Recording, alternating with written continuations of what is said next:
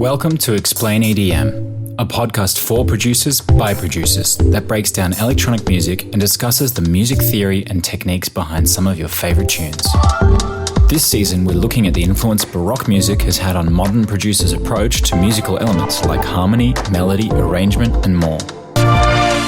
So, what is Baroque music?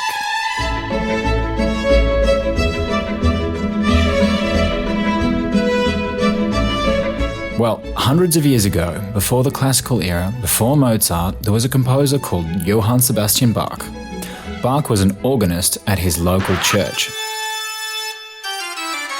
At this time, he wasn't even that popular, but he became one of the most well-known composers in the Baroque era, along with other composers like Handel and Telemann. Nowadays, Bach is considered the grandfather of classical music.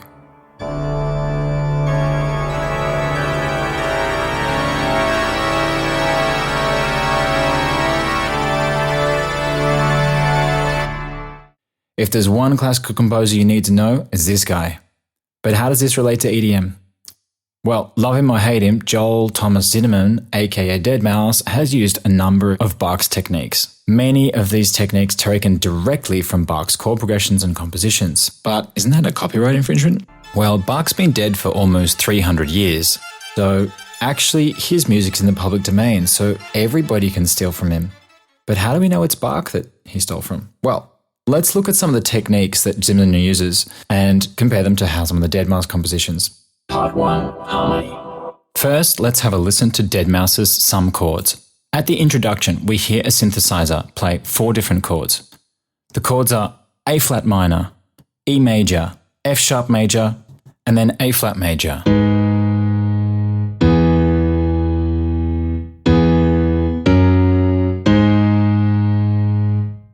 What's interesting about these chords is that it starts in a minor chord progression until the last chord. What Deadmau5 does here is he borrows a technique from Bach. This technique is sometimes called the picardy third or a tierce de picardy.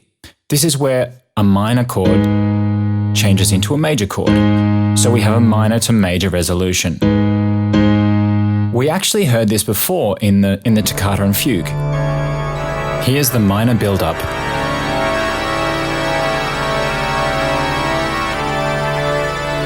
And the major resolution. But there's more going on in the harmony than just a change from major to minor. Although it is a simple chord progression, the 4 chords are borrowed from a minor key, but end up in a major key at the end. So he's actually mixing scales and scale harmonies. We have a flat 6 chord, which is our E chord. We have a flat 7 chord, which is our F sharp chord. But we have a minor 1 chord, which is our A flat minor, which finally changes to a major 1 chord. During both the Baroque and classical era, it was quite common to mix harmony between different scales. In fact, there are 3 different types of commonly used minor scales: the natural minor, the harmonic minor, and the melodic minor. So composers often picked and chose which chords they wanted out of the different minor scales, and sometimes even mixed in chords from the melodic minor, which included major chords. Part 2. Melody. In some chords, there's not a defined lead melody for the beginning part, but what we do here is an emphasis on certain melodic notes within the chords. This chord voice leading creates certain melodic changes which do sound like a melody. Let's have a look at how the chords emphasize certain notes.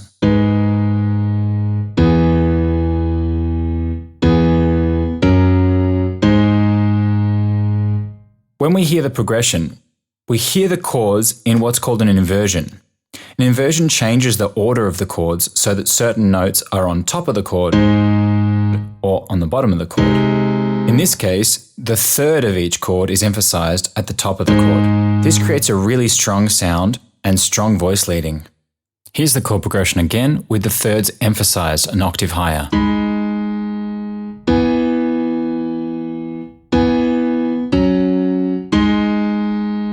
The whole song centers around these thirds within the chord progression. Later we hear a lead melody, and it also emphasizes these major thirds. Part 3. Rhythm. Rather than focus on the drums, I'm going to focus on a melodic rhythmic technique Deadmau5 uses to create variation in the chord progression. Rather than play all the chords on the beat, he does something called anticipation. Let's have a listen if it was all played on the beat.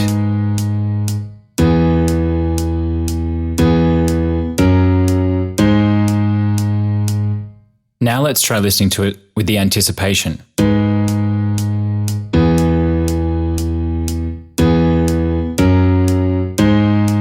The anticipation is only used on the second chord in the progression, but it creates an entirely different feel.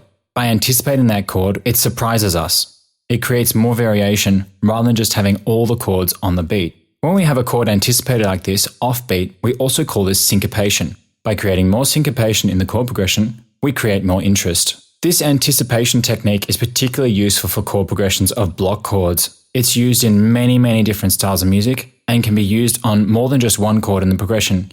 Here's an example which uses every chord anticipated except for the first.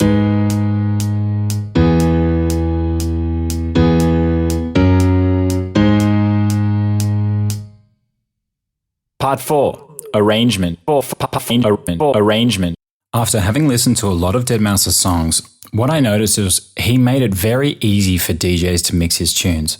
So traditionally what he would do is have a introduction of drums, and that makes it easy for the DJ to mix it into the next song. Having a rhythmic thing at the beginning helps to keep rhythm, and it shows up on software like Serato or Traktor to keep it in time. In some chords, he doesn't do this. He starts his introduction without any drums.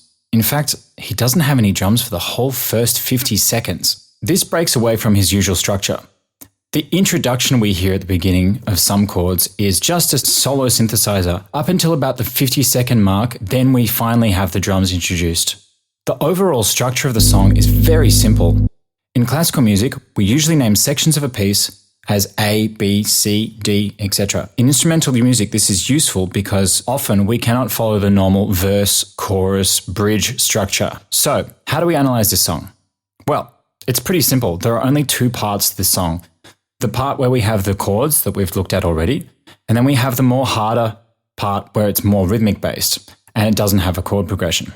Simply, if we listen for those two parts, we can hear the first part is from the introduction up until when the drums get introduced, and then around a minute 36 is where we see the B section. So this is the second part of the song. The B section continues, and then he goes back to A, and then back to B again. So overall, we have an A-B form. There are many other musical forms that he could have used, like binary form, ABA, rondo form, ABACA, or sonata or variations forms. Look up musical forms if you want more information. Another key aspect to the arrangement of Deadmau5's some chords is the way he uses layering. We only hear one synthesizer in the introduction at the beginning, but soon we hear layers of other synthesizers being added. This helps to thicken what we call musical texture. By 1 minute in, we've heard a number of different synthesizers layered on top of each other to create a much thicker, fuller sound, as well as Deadmau5 has opened up the low-pass filter to allow higher frequencies to come through. Another way that the musical texture has widened. This technique of adding extra layers is really useful.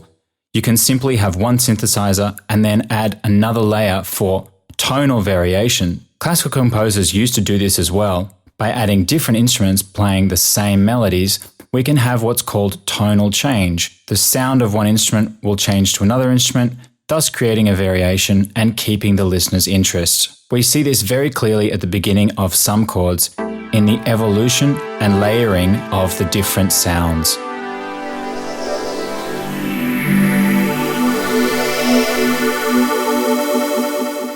Overview. So this episode we've looked at harmony, melody, arrangement, and rhythm. There's a couple of things I want you to take away. In harmony, it's useful to understand the Roman numerals and the analysis of the chords, but you can also just simply try inverting the chord by moving the notes up or down an octave to create a different voicing. And you can take from Joel and take from Bach and use something like the picardy third to go from a minor key to a major key and have a different resolution at the end of your chords. In terms of arrangement, remember the power of layering. Make sure you can have different instruments playing the same melody to create a thicker, richer texture for your melodies and harmonies. And finally, simple techniques such as anticipation can help create rhythmic variation in your chord progressions that will make it much more interesting for listeners. Got a song you want to explain?